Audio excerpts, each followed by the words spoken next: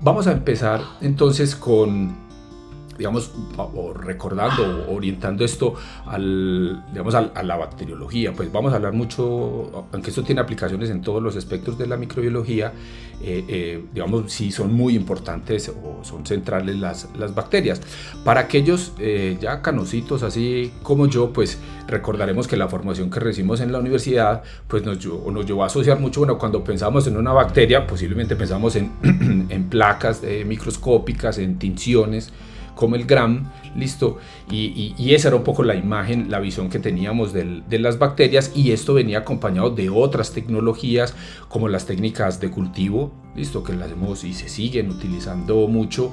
Esas, no solamente la visualización o el crecimiento en determinados medios nos ayudaba a la discriminación, sino que practicar pruebas fisiológicas, ¿cierto? Pruebas fenotípicas, hay en muchos formatos, ¿cierto? Que es evaluar esa capacidad de degradar o no un sustrato. Digamos, todo eso iba combinándose, digamos, la manera como hacíamos la clasificación de estos organismos, pues, ¿cierto? Allá llegamos a los 90, se empiezan a incorporar ya las técnicas de PCR, o la década del 2000 donde ya entra más fuerte la qPCR, y actualmente ya todo eso incluso lo acompañamos con análisis de espectrometría de masas, que recuerden que en la espectrometría de masas lo que hacemos son extractos de los péptidos más abundantes que tengan las bacterias. Yo genero unos picos y eso lo contrasto con una base de datos, pero en cualquier caso, cualquiera de estas técnicas a las que me voy a referir como técnicas microbiológicas clásicas están orientadas o llegan hasta, ¿cierto?, la categoría taxonómica de especie. O sea, podemos hacer una asignación de género y especie, ¿cierto?, en la mayoría de los casos. Vamos a poner un ejemplo, ¿cierto? Un ejemplo de enfermedades infecciosas, ¿cierto? Entonces, cuando yo aplico estas tecnologías clásicas en microbiología, yo, por ejemplo, puedo definir, ¿cierto?, o hacer un diagnóstico de personas, o en este caso pues niños, que tengan una infección por una bacteria patógena como Mycobacterium tuberculosis, ¿listo? Entonces yo puedo con los métodos microbiológicos decir efectivamente están infectados, tienen una tuberculosis. Ahora, me permiten esas técnicas microbiológicas, por ejemplo, entender cómo es el fenómeno de la transmisión, quién se la pasó a quién, cuál es el origen, cuál es la fuente, ¿cierto? Eso no lo podemos hacer, ¿cierto? Y digamos, es un poco como funciona actualmente el sistema en salud. Yo puedo definir que están enfermos, pero yo no veo de dónde están viniendo ni cómo se está haciendo la transmisión de los patógenos.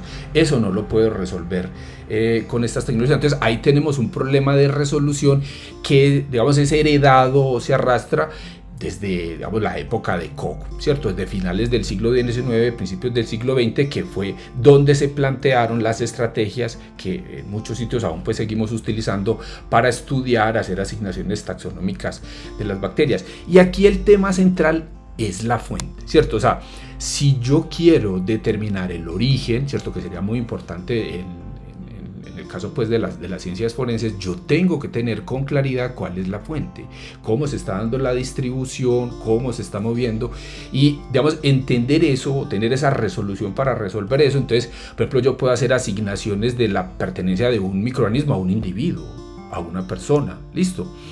En el caso de los fluidos corporales, que es muy importante, es determinar manchas en ropa, ¿cierto? O en otros sitios, ¿qué es lo que hay? Yo puedo hacer pruebas de DNA y decir, definitivamente aquí hay DNA del individuo, ¿cierto?, que estoy estudiando, con el que estoy comparando, pero yo no puedo resolver si eso es saliva, si eso es fluido vaginal, ¿listo? Entonces, ese tipo de cosas ahí yo las puedo resolver utilizando técnicas microbiológicas más avanzadas.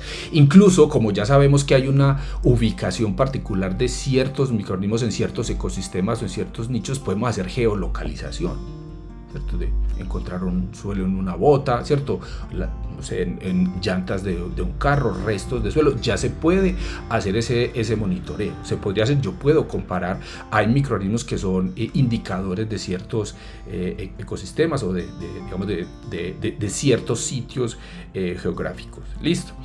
Y cuando se dan procesos como por ejemplo el proceso de muerte, ahí se desencadena un proceso microbiano de degradación que se conoce, ¿cierto? Se tiene bien estudiado. Entonces yo puedo hacer unas asociaciones de tiempo, y eso también es muy importante en medicina legal, es ver cómo a medida que va pasando el tiempo se va dando una sucesión de microorganismos, y yo puedo entender según en el momento, ¿cierto? El momento microbiano, cómo está esa comunidad microbiana, quiénes son los microorganismos que están y cuáles son los más abundantes. Yo puedo hacer una asociación desde el tiempo cuando ocurrió. Entonces, toda esta precisión, ¿cierto? Esta alta resolución que yo necesito ahí, si la logro, ¿cierto? Entonces yo puedo ahí sí hacer o tener una aplicación en ciencias forenses, que de cierta la microbiología se ha aplicado en ciencias forenses, hay casos, ¿cierto?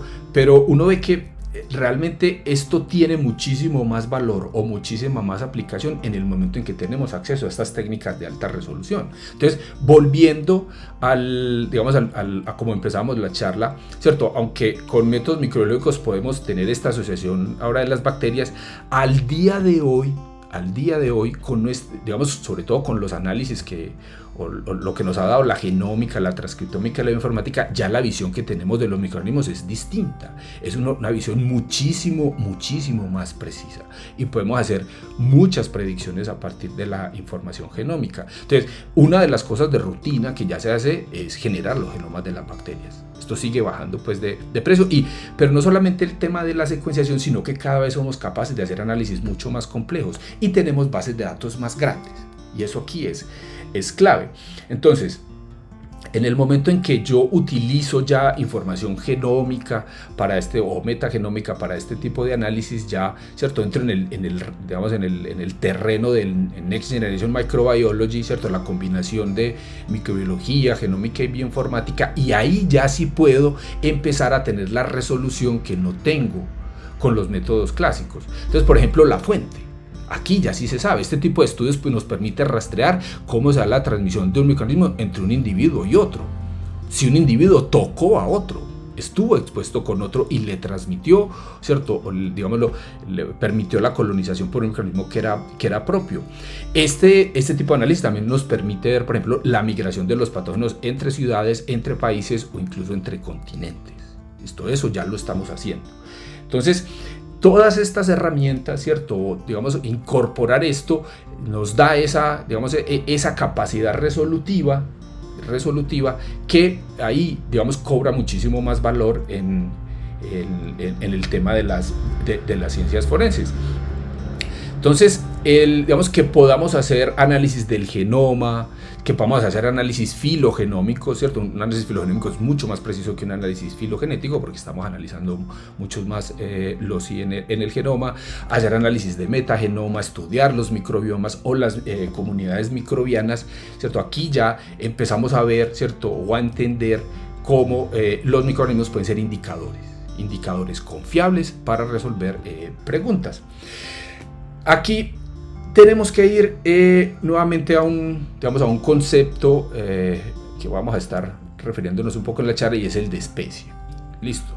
Entonces, recuerden que todo el sistema taxonómico que tenemos actualmente viene desde la idea fabulosa pues, que tuvo Linneo. Linneo era un botánico, pues de hecho los inicios de la taxonomía era para plantas, pues, y eso se fue trasladando a los animales y ya luego la incorporamos a los microorganismos, y aplicar esas técnicas microbiológicas clásicas, ¿cierto? Para, digamos, resolver los temas taxonómicos y hacer asignaciones de especies. Entonces nos llevó a crear unas categorías. Entonces nosotros volvemos al ejemplo de tuberculosis. Yo tengo una cosa que se llama Mycobacterium tuberculosis o una bacteria. Listo. Entonces, según los métodos clásicos, aparentemente sería lo mismo, pero a la luz de los nuevos métodos microbiológicos, nosotros vemos que eso que se llama especie realmente es un cúmulo de organismos distintos. Claro, tienen diferencias entre ellos muchísimo menores a que si yo comparo entre especies, entre géneros o entre familias. Por supuesto que sí, pero eso no es un grupo del todo homogéneo, hay diferencias. Y esas diferencias son importantes, las explotamos o las podemos usar para la microbiología de precisión. ¿Por qué son distintas? ¿Cierto? O sea, ¿por qué dentro de la misma especie los microorganismos pueden ser diferentes? Aquí pues tenemos que recurrir a recordar que entonces en el caso de cualquier ser vivo en el planeta, pues incluidas las bacterias, la información está contenida o almacenada en el genoma. ¿cierto? En el caso de las bacterias, o en la mayoría de ellas, no en todas, va a ser una sola molécula circular, pueden ser varias, pues, pero entonces esa molécula, ¿cierto? Que, no sé, una bacteria promedio del genoma puede ser de 4 millones, ¿cierto? Yo tengo 4 millones de unidades de información ahí, que serían los nucleótidos. Cuando la bacteria es el proceso de replicación, que es un proceso muy complejo, así pues la maquinaria sea muy precisa, se van a incorporar errores. O sea, cuando se está copiando, es inevitable que se copien cambios. Listo. Se estima que en una bacteria, más o menos cada 10 millones de copias, ¿cierto? En promedio se va a incorporar un error. Eso es como de media, cada vez, a la tercera vez que se estaría dividiendo la bacteria se incorporaría un error. Recordemos lo rápido pues que se dividen las bacterias. Entonces, ese tipo de errores que se dan sobre todo en el proceso de la copia, van a ir generando unas marcas de cambios en los genomas. Listo. Esos cambios la mayoría de las veces pueden ser inocuos, ¿cierto? Pero otros pueden ejercer cambios ya más importantes en el comportamiento, en las características fenotípicas.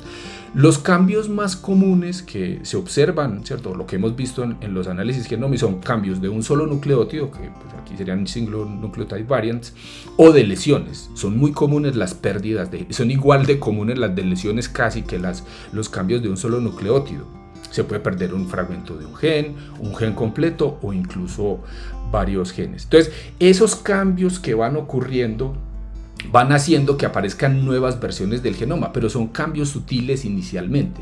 Con el tiempo se van acentuando, se van acumulando cada vez más cambios hasta que terminamos generando una versión diferente, ¿cierto? Que derivó pues de esa cromosoma original, pero vemos bacterias que si tenemos las tecnologías suficientes podemos ver esas diferencias.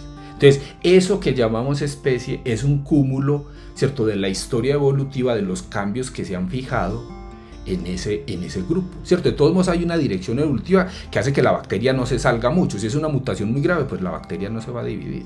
¿Listo? Pero entonces yo puedo tener esos pequeños cambios que los puedo entender con análisis genómico. Entonces aquí viene la microbiología de precisión, el Next Generation Microbiology, donde podemos, haciendo estos análisis, resolver eso, ¿cierto? De manera muy precisa, cuáles son esas diferentes versiones de los genomas, que en el caso, pues, digamos, dentro del argot filogenético lo conocemos como linajes. Entonces yo puedo ver que hay diferentes tipos. ¿Qué tanta resolución me da esto? Yo puedo resolver con unos pocos nucleótidos de diferencia si una bacteria fue pasada de un humano a otro. Listo. Y esto también es aplicable pues para hongos, incluso para parásitos. Entonces aquí, como el primer punto de cómo el concepto de especie se nos queda corto, muy corto, y no sería, incluso no es útil en forense, pero aplicar estas tecnologías ya nos permite ganar la resolución para responder esas preguntas, pues, donde hay que hilar muchísimo más fino. El otro punto a tener en cuenta acá para esta charla es el tema digamos, de lo que es una comunidad microbiana. O sea, las bacterias, los sitios donde tenemos bacterias no están solas, viven en grupos muy grandes. En nuestro intestino tenemos entre 500 y 1000 especies, ¿cierto? En la piel también podemos tener cientos, en la boca, ¿listo? Entonces, las bacterias viven en grupos y dependiendo de las condiciones fisiológicas, químicas, físicas, ¿cierto? Presencia, ausencia de oxígeno, un montón de factores, van a determinar cuál es la comunidad microbiana que está en un sitio o está en otro, ¿listo? Entonces, y eso es importante porque entonces, a partir de una muestra, si yo estudio la comunidad microbiana, yo ya puedo inferir de dónde viene. ¿Listo? Entonces, esa comunidad microbiana, digamos, es un perfil, es una marca del nicho donde vive. ¿Cierto? Si a uno le traen una muestra ciegas al laboratorio y hace un análisis de esto, uno puede saber de dónde viene. Viene de agua, viene de un suelo, es un ambiente halófilo, termófilo, listo. Y en el caso de los humanos, yo puedo rastrear según el perfil de la comunidad de qué sitio del cuerpo viene. ¿Cierto? Yo puedo diferenciar entre saliva, entre semen, ¿cierto? Obviamente, pues, materia fecal, o sea, un montón, ¿cierto? De matrices derivadas de los humanos que son importantes para medicina forense se pueden discriminar a partir de esa composición de la comunidad bacteriana, que digamos una manera de verlo es esto. Entonces cuando yo digamos, o qué nos permite estas nuevas tecnologías de análisis metataxonómicos. Yo ya no veo una bacteria, sino que las veo todas, ¿cierto? Prácticamente todas, pues las que están allí, o por lo menos las que están metabólicamente activas y se están replicando, las vamos a detectar. En un solo experimento puedo ver cientos o miles de géneros bacterianos. Y eso es un perfil. Ese perfil me va a determinar cuál es el origen de la muestra. ¿Listo? Recuerden que para estos análisis, como se hacen directamente las muestras, aquí yo puedo ver simultáneamente aerobios, anaerobios, cultivables, no cultivables, ¿cierto? Todo va a salir en este análisis que estamos evaluando, es directamente el DNA de la muestra sin necesidad de hacer cultivos o procedimientos de cultivos intermedios. Entonces, estos análisis de las comunidades microbianas yo lo puedo hacer de dos maneras. Esto lo hemos visto ya en otros webinars y está pues en el canal de YouTube, donde podemos hacer análisis metataxonómicos, donde lo que hacemos es una PCR y amplificamos un fragmento de un gen. En este caso, pues lo más usado es el 16S, y con eso yo utilizo esa información comparando con bases de datos para hacer inventarios. Cuáles son las bacterias y cuáles son las abundancias relativas. Listo. Y en los experimentos metagenómicos yo también puedo hacer un análisis taxonómico, pero ahí yo ya puedo ver los genes, puedo ver fragmentos de los genomas que están allí y puedo hacer ya inferencias mucho más precisas a partir de las secuencias de los genes codificantes para proteínas que están presentes en esas muestras. Listo. Entonces, utilizando esta información, taxonomía de precisión, el estudio de las comunidades microbianas, es que yo ya tengo una visión distinta, ¿cierto? De cómo es el rol, cómo están los microorganismos en el ambiente o en las personas, ¿cierto? Vamos a mirar, por ejemplo, en humanos. La medicina forense obviamente es muy importante en los humanos. Entonces, vamos, ¿cómo entendemos ya la microbiota? Y vamos a dirigir esto digamos, a qué aplicaciones podría tener en ciencias forenses. Listo. Entonces, la microbiota es una cosa muy compleja. Listo, eso seguro ya muchos de ustedes lo habrán leído. O sea, nosotros, por mucho que nos bañemos y mucho que nos perfumemos, realmente somos una estructura que arrastra montones de microorganismos. Montones. Y a dónde vamos se van cayendo. Los vamos tirando. Lo que vamos tocando lo vamos impregnando con esa microbiota. En nuestra piel, nuestro pelo, listo, sudor, saliva. Bueno, entonces, esa microbiota, ya sabemos que hay digamos, al menos 4 grupos, ¿cierto? Podemos decir, hay muy importantes de microorganismos que están presentes. Listo. Las bacterias, que son la mayoría, ¿cierto? En la mayoría de nuestro sistema las bacterias dan cuenta del 80 al 90% de la biomasa en los fluidos corporales. Vamos a tener virus, no solamente los virus que nos infectan a nosotros, sino los virus que infectan a esas bacterias. En el intestino hay muchísimos más virus que infectan las bacterias que los virus que nosotros podemos cargar, ¿cierto? Los virus van a parasitar esas bacterias. Los hongos también van a estar, ¿cierto? Entonces tenemos perfiles de hongos distintos. Y no se nos olviden los protozoos y los protozoos, los helmintos y los protistas, que ahí están, ¿cierto? Ahí están. Todavía la mayoría de la humanidad sigue arrastrando parásitos intestinales, pues, o sea, incluso en los países desarrollados. Entonces, digamos que esta combinación de microorganismos genera unos perfiles que terminan siendo únicos para las personas. Listo. Entonces, todo esto está funcionando constantemente en nuestro cuerpo y nuestros hábitos, el sitio donde vivimos, nuestra edad, lo que comemos, ¿cierto? Nuestros hábitos higiénicos, donde nos bañamos, los sitios al que frecuentamos, no sé, recreacionalmente, todo eso va a terminar perfilando cuál es esa carga de microorganismos que yo tengo en mi cuerpo. Bueno, en el caso del intestino, pues el intestino lo tenemos muy bien caracterizado, pues para que se hagan una idea. Las bacterias intestinales representan el 60% del peso seco de la materia fecal. O sea, la mayoría, si yo quitara el agua, la mayoría de lo que hay ahí van a ser moléculas o macromoléculas derivadas de las bacterias. Listo. La cantidad de genes que almacenan los genomas de esas bacterias supera órdenes de magnitud el mismo genoma humano. Listo. Y esa comunidad, recuerden que se va perfilando en función del individuo. Y les decía, esos perfiles pueden ser tan distintos que pueden funcionar como una huella dactilar, ¿cierto? Hay trabajos pues todavía muy preliminares, pero se ve que ahí se pueden resolver preguntas gracias a esos perfiles únicos o a microorganismos indicadores. Listo.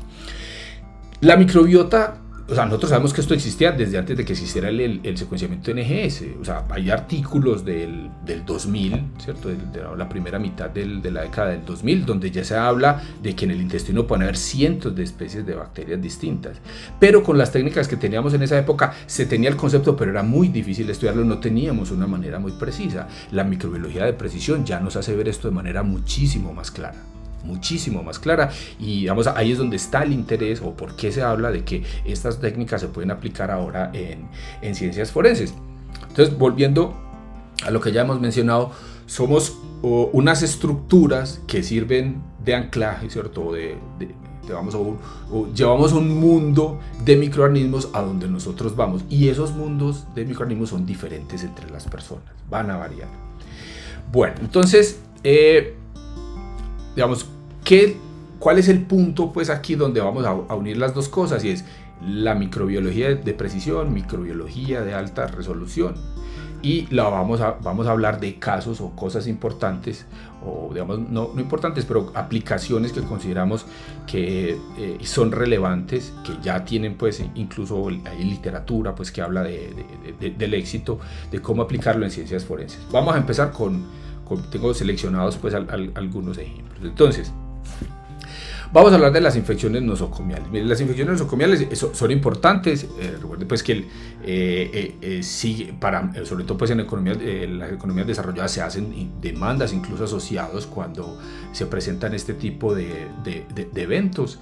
Y es importante determinar cuál es el origen de esos microorganismos que están produciendo las infecciones en los hospitales. En los países latinoamericanos la tasa suele estar alrededor del 10%. Las personas pues, que van a un hospital y tienen digamos, procedimientos quirúrgicos, 1 de cada 10 termina siendo infectada por un patógeno nosocomial. Entonces, ¿cómo resolver esto? ¿Cierto? Que es un tema obviamente pues, de interés legal. Entonces, la fuente en las infecciones nosocomiales muchas veces es el personal que trabaja en los hospitales. Hay colonización también obviamente de los hospitales, pero los trabajos muestran que es muy frecuente la colonización del personal que practica los procedimientos. Entonces yo me someto a una cirugía y después de la cirugía la persona, ¿cierto?, termina o aparece con una infección. Listo. Si se logra demostrar que es una infección nosocomial, hay una responsabilidad del hospital, claramente, y digamos que eso se debe resarcir, pues la ley contempla pues unas retribuciones porque es una mala práctica digamos, llevada a cabo en la institución de salud.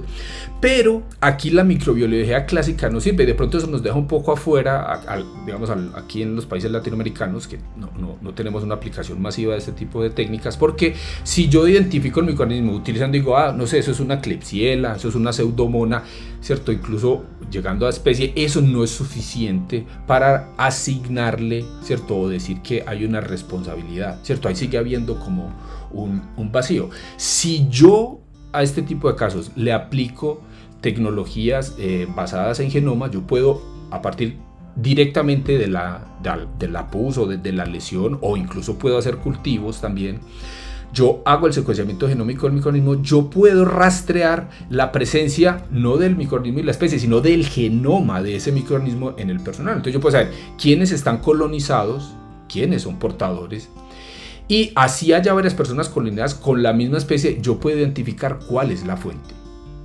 ¿Cierto? Hay trabajos, de hecho, publicados, un trabajo muy bonito del Instituto Sanger, donde muestran eso. Identificaron, claro, había más gente colonizada en el hospital, pero identificaron quién era la persona que estaba, era un hospital de niños, yo creo, quién era el que estaba infectando a la persona. Aquí, más allá de lo legal, ¿cierto? Y digamos la consecuencia, pues, no sé, que contemple la ley, es importante porque si no se interviene en estas situaciones, eso va a seguir pasando.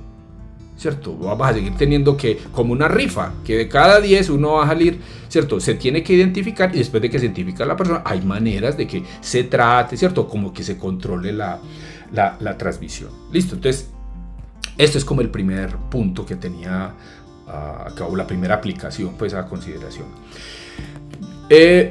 Otro de los temas que quiero tocar es el tema de la muerte. Listo, sabemos pues que en medicina legal es muy importante pues todo lo asociado con los homicidios, y resulta que hay un rol, ¿cierto? O hay unas líneas de investigación dirigidas al estudio de la microbiota después de que te muere.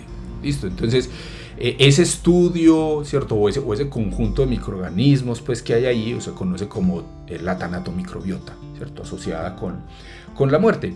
Y eso pues digamos se dedica a estudiar qué pasa, ¿cierto? Qué pasa con mi microbiota, incluso con la microbiota que hay en el exterior después de la muerte. Y una de las aplicaciones que, digamos, o lo que se está intentando es que se puedan hacer asociaciones del intervalo post-mortem a partir de la comunidad microbiana que se observa. Esa es una de las aplicaciones, vamos a mencionar otra. Entonces, para hablar de, digamos, un poco de este tema, pues voy a hacer una pequeña introducción. Entonces, miren, después de la muerte, las primeras bacterias que entran en operación, en degradación del cuerpo, son las bacterias intestinales. Se recuerda que hay un montón de bacterias, y las tenemos controladas con el sistema inmune. Entonces, apenas llega la muerte, se cesa para el sistema circulatorio, deja de funcionar pues el sistema inmune, ¿cierto? Que es el que tiene controlada la microbiota. Esas bacterias van a empezar a desplazarse, a salir del intestino, y se van a desplazar por el sistema circulatorio y el sistema linfático. ¿Listo? Obviamente esa migración va a ser controlada, por ejemplo, por temperatura, ¿cierto? Si hay una refrigeración, eso va a controlar. Pues de hecho, cómo se da la velocidad de esa degradación nos habla de cómo, ¿cierto? Cómo fue la conservación o en qué sitios pudo haber estado el cuerpo. Listo. Entonces, y específicamente la migración de esas bacterias intestinales a órganos del cuerpo se asocia, o digamos, hay trabajos que muestran que hay una posibilidad de hacer una asociación con el intervalo post-mortem. Vamos a hablar un poco entonces, de qué es lo que pasa con esas bacterias en el momento de la muerte. Entonces, aquí debemos diferenciar dos conceptos, ¿cierto? Esa microbiota interna nuestra, ¿cierto? Que va a empezar a hacer la degradación, pero que es interna, sobre todo la intestinal, se conoce como tanatomicrobiota, ¿cierto? Esa es la mía, esto es lo que está en mi cuerpo. Pero después, cuando empieza la degradación, empiezan microorganismos, sobre todo ambientales, a entrar y a ayudar también con el proceso de degradación. Esa microbiota que viene de afuera se llama necromicrobiota, ¿cierto? Que ya no, y esa necromicrobiota va a estar asociada con lo que hay afuera, no con el individuo, sino con lo que está afuera y dónde estaba el cuerpo.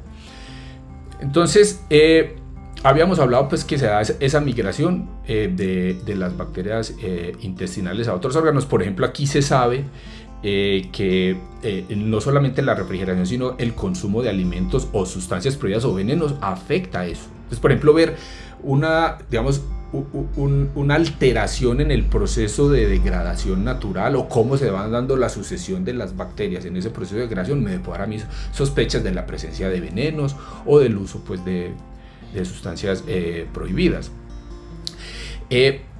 Eso, dentro de esos órganos, o digamos, dos órganos indicadores pues, que se utilizan como para establecer esos tiempos, son por ejemplo el cerebro y el corazón, ya que estos suelen ser órganos que suelen ser los últimos en ser colonizados por la tanatomicrobiota. Listo, entonces se utilizan como indicadores. Se pueden analizar las muestras de contenido intestinal. Entonces, después de que se da la muerte, ¿cierto? Hay estudios que demuestran que va cambiando esa comunidad bacteriana al interior. Entonces, por ejemplo, a los 20 días bajan los bacteroides y los lactobacilos, ¿cierto? O sea, va viendo una asociación y un cambio de ese perfil de la microbiota intestinal. Listo. Y según unos rangos de tiempo, uno puede ver que hay ciertos grupos de microorganismos que suben, ¿cierto? O que empiezan a dominar. Se sabe, por ejemplo, que entre 27 y 284 días van a subir los firmicutes, ¿cierto? Los bacteroidetes también van a subir, y en procesos ya mucho más avanzados de degradación, donde ya estamos hablando es de restos secos o esqueletización, no sé si se dice así en español, ¿cierto? Ya vamos a ver una subida de las actinobacterias. Listo. Las fases de la descomposición de los cuerpos desde el punto de vista microbiológico ya están estudiados, hay trabajos, ¿cierto? Ya hay unas fases descritas desde el cuerpo como tal, son las que ven ahí, ¿cierto? Y para cada una de las fases se sabe una participación, o, ¿cierto? Digamos, o se entiende qué es lo que está ocurriendo desde el punto de vista microbiológico. Entonces, en esa fase inicial, ¿cierto? Después de la muerte, hablamos de un cadáver fresco, lo primero que va a ocurrir va a ser una caída del oxígeno al interior del cuerpo, ¿cierto? Se suspende la actividad respiratoria, no hay circulación, entonces de repente cae el oxígeno. Listo. En el intestino no es que haya mucho oxígeno, pero algo de oxígeno llega, sobre todo pues a las zonas cercanas al epitelio intestinal. Listo. Pero ese oxígeno que hay ahí cae y eso hace que digamos, se empiece a afectar el metabolismo bacteriano, y las bacterias que dependían de ese sistema o de esa presencia parcial de oxígeno van a verse afectadas y va a bajar la diversidad. ¿Listo? Entonces lo primero que va a ocurrir es, digamos, es una microbiota similar a la que se tiene en un individuo vivo, pero empieza a caer la diversidad. Empiezan a verse favorecidos microorganismos anaerobios. Listo. Y recuerden que uno de los productos o el metabolismo anaerobio en general es muy eficiente en la producción de gases. Listo. Entonces el cuerpo se va a hinchar. Listo. Esa fase se conoce como la fase de, pues yo lo tradujo como hinchazón. Ahí me disculpan pues los que trabajan en esto. Yo lo leí en inglés. Pero pues el cuerpo hay un aumento del volumen asociado con ese aumento de los gases. De hecho, y ese aumento de la presión puede hacer que del cadáver haya salida de líquidos y de gases, incluso ruidos. Listo. Cuando ya se producen muchos gases y se debilita la estabilidad de los tejidos, el cuerpo, ¿cierto? Se van a producir unas rupturas. Listo. Se rompe, salen esos gases, listo. Y esas rupturas van a permitir, van a haber dos cosas pues que van a ocurrir ahí muy importantes. La primera es que nuevamente entra oxígeno, ¿cierto? Se pierden esos gases, entra oxígeno, entonces vuelve a haber un cambio en la microbiota, ¿cierto? Asociado a aquellas bacterias que se pueden digamos, toleran esas concentraciones de oxígeno, ¿cierto? Vuelve y cambia ese perfil y cambia el metabolismo asociado pues ya como a una degradación favorecida por la presencia del oxígeno. También esa ruptura permite la entrada o que empiecen a colonizar órganos internos la necromicrobiota, los microorganismos externos. Y aquí, digamos, ya en esa fase ya empezamos a la fase de putrefacción, listo, que tiene dos estadios, se llama activo y avanzado, listo. Entonces este es un proceso donde ya hay participación de microorganismos aerobios, pues no solamente, pero ya sí hay más participación de microorganismos aerobios, y la necromicrobiota, ¿cierto? La que viene afuera, ya vemos un rol muy activo y empieza a ganar dominancia dentro de esos sistemas. Aquí ya hay presencia de insectos. Recuerden que los insectos se han utilizado durante muchos años como indicadores del tiempo post-mortem, la presencia de ciertos insectos, larvas, bueno, listo. Aquí estaríamos asociándoles digamos, a ciertas bacterias que nos estarían reproduciendo o dando esa información similar a la que veríamos con la de los insectos. Al final, cuando ya se llega a la fase de putrefacción avanzada, ya hay una depleción de los nutrientes, ¿cierto? Ya cambia nuevamente, digamos, empiezan a morirse o a perderse ciertas bacterias, baja la actividad microbiana.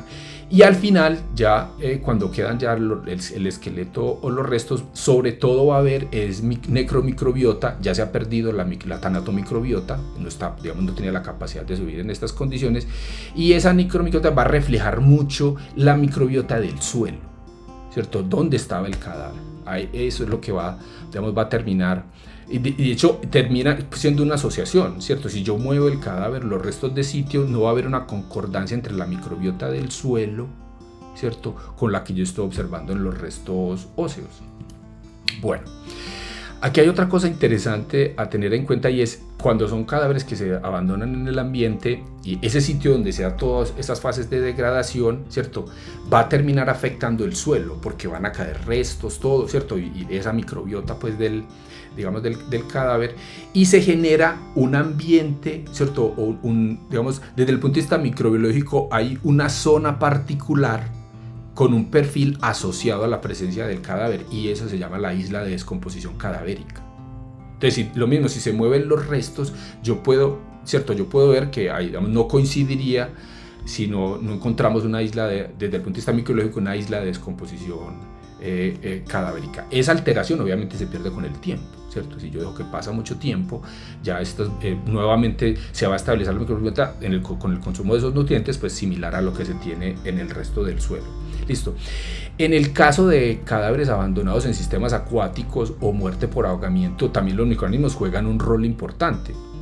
Entonces, por ejemplo, en el caso de ahogamiento se estudian los microorganismos que estén en los pulmones y se puede saber si fue en agua dulce o en agua de mar. Listo, porque son microorganismos distintos. Yo puedo encontrar, por ejemplo, en agua dulce es muy común encontrar aeromonas, Shigella. Hay ciertas bacterias que están asociadas con sistemas acuáticos. Esto, y le digo, si utilizara incluso microbiología de precisión, haciendo análisis no metataxonómicos sino metagenómicos, yo podría rastrear cuál sería el origen del agua, ¿cierto? Esto siempre y cuando tengamos disponibilidad de bases de datos, pues donde vamos a hacer esa comparación. Y en el caso de ahogamiento en agua de mar, pues vamos a encontrar algas, ¿cierto? Otros microorganismos asociados, por ejemplo el vibrio es uno, asociado con... Entonces, que nos muestren más la presencia, pues, de esos microorganismos asociados con agua de mar. Entonces ahí podemos evaluar eso con técnicas, pues, metataxonómicas o metagenómicas. También hay un dato aquí interesante y es, cuando la muestra es por ahogamiento, se ve la presencia de esos microorganismos que están en esas aguas en riñones y en hígado. Listo. Pero si lo que hay es la muerte y luego se arroja el cadáver a un cuerpo acuático, uno solamente va a ver presencia de los vindicadores en los pulmones, no se alcanza a ver esa migración hasta otros órganos. Listo. Bueno, listo. La otra cosa relevante, pues importante a tener en cuenta aquí es, o vamos a hablar ya es como de la comunidad microbiana. ¿Qué me dice a mí la comunidad microbiana de la presencia de una persona, pues, o si la puedo asociar a una persona? Entonces, les decía que sabemos que tenemos unos perfiles muy particulares de microbiota cada uno de los individuos. Listo. Los estudios, pues hay trabajos que muestran que solamente el 13% de las bacterias, ¿cierto?, de esa microbiota es compartida entre individuos. O sea, la mayoría de las bacterias son distintas. Y yo suelo ver perfiles similares entre personas de la misma familia. Listo. Y sin decir que sean iguales. Listo. Pero entonces sí hay unas diferencias en los perfiles de las bacterias, ¿cierto? Que están muy asociados a nuestro hábito, los hábitos que tenemos, donde vivimos. Listo. Todas estas cosas que hemos hablado. Entonces hay gente que defiende esto como si fuera una huella dactilar. Entonces hay trabajos que muestran, por ejemplo, que todos nuestros objetos personales están impregnados de nuestra microbiota. Nuestro celular, de hecho es distinta la microbiota del celular, la cara anterior que la posterior, ¿cierto? Porque una da con la cara y la otra da con la mano, que son microbiotas con perfiles distintos, ¿cierto? Nuestro teclado, ¿cierto? Nuestros zapatos, bueno, todos esos objetos con los que nosotros interactuamos diariamente van a estar impregnados de nuestros microorganismos. Y esos microorganismos, así no estén metabólicamente activos allí, están dejando copias de su genoma. Y esos genomas que son circulares son moléculas muy estables, o sea, ahí va a estar esa marca, digamos, genética de las bacterias o esa presencia durante varios días. En el caso particular, por ejemplo, de los zapatos son muy importantes porque las suelas van a reflejar los sitios donde las personas estuvieron. Entonces yo, estudiando los suelos o los restos de lo que hay ahí, yo puedo hacer geolocalización, ¿cierto? Geolocalización de dónde terminan esas bacterias. Esos restos yo los puedo asociar con los perfiles de microbiota de ciertos sitios. Listo. Y eso pues va a funcionar en la medida en que yo tenga bases de datos de los suelos o de los ambientes naturales. Listo. Bueno, entonces esta aplicación, ve uno a medida pues que vayamos ganando información de nuestros ecosistemas, desde el punto de vista de la microbiota de nuestros sistemas, pues iremos avanzando allí. En el caso de los humanos, como hablábamos al principio, yo puedo tener diferentes perfiles de microbiota en diferentes sitios. Listo, en diferentes sitios. Y esa microbiota es muy dinámica, ¿cierto? Claramente es dinámica, pero tenemos unos perfiles pues que nos pueden diferenciar. Listo. Por ejemplo, ¿cierto? En la piel sabemos que la piel es dominada por una bacteria, antes la llamamos Propionibacterium acnes, ya se llama Cutibacterium acnes. Esa es una bacteria muy particular en piel. Entonces, por ejemplo, si se tienen restos debajo de las uñas, ¿cierto? Ciertamente donde yo sospecho que eso parece ser que es piel, la presencia de esta bacteria me confirmaría que definitivamente es piel, ¿cierto? Ahí hay piel de un individuo. En el caso digamos, de saliva, yo puedo, el hecho de tener una mancha o, ¿cierto?, o identificar en una muestra las bacterias típicas de la microbiota oral, yo puedo entonces hacer una asociación eso que hubo mordidas, besos. Esto pues es importante en medicina legal. En caso de agresiones sexuales, si en la ropa se tienen manchas, ¿cierto?, podemos ver una comunidad bacteriana dominada por lactobacilos, aunque también hay otras bacterias, pero eso me puede confirmar a mí no solamente, ¿cierto?, la presencia de DNA de un individuo, sino que definitivamente ese fluido corporal de dónde viene. Entonces, esto suena muy bien, pues realmente tiene una aplicación, pero el problema de la microbiología, a diferencia, por ejemplo, no sé, en química o en otras áreas de aplicación en ciencias forenses, es que las muestras son muy inestables y se pueden contaminar muy fácil. Entonces aquí, para que esto funcione, realmente necesitamos mejorar las condiciones de almacenamiento. O sea, se tiene que establecer unos protocolos, se tiene que impedir la degradación de las muestras o que sigan los mecanismos activos después de que se toman las muestras. Entonces eso tiene que ver con desarrollo y capacitación en protocolos de muestreo y de laboratorio, ver cómo se hace la manipulación, porque nuestros microorganismos podrían estar digamos, contaminando esas muestras. Y las condiciones ambientales también van a ser muy determinantes. Esto es distinto poner, no sé, donde la temperatura sea más alta biodiversidad, eso puede llevar a la degradación de las muestras pues muchísimo más rápido. Entonces, ya para terminar, entonces, el análisis de microbiota sin duda es una herramienta prometedora para las ciencias forenses, ¿cierto? Hay limitaciones, pero claramente vamos por un camino de desarrollar, estabilizar estas tecnologías. Dentro de las preocupaciones más grandes que se tienen estaría la estabilidad de las muestras, y sin duda eso es un problema, pero eso se puede resolver también con tecnología, y haciendo eso pues podemos mejorar la reproducibilidad y la sensibilidad. Listo. ¿Esto cuándo va a tener mucha aplicación? Es cuando tengamos unas bases de datos más grandes. Era como cuando las huellas dactilares, ¿cierto? Las huellas dactilares cogieron mucha fuerza cuando teníamos unas grandes bases de datos de huellas dactilares. En este momento, por ejemplo, las bases de datos de genoma humano son muy grandes y ya la policía en Estados Unidos la está utilizando. Entonces, esto va a ir ganando, pienso yo, cada vez más fuerza. Y el hecho de que la variación temporal, ¿cierto?, o sea, que sea tan dinámica la microbiota de un individuo también ofrece pues cierto reto, lo que limitaría las ventanas de tiempo pues para hacer estos análisis. Definitivamente pues falta hacer mucha investigación en esta área. Es un área pues, pero pienso que tiene muchísimo futuro. Yo creo aquí acabo, pues me alargué un poquito más. Quiero darle las gracias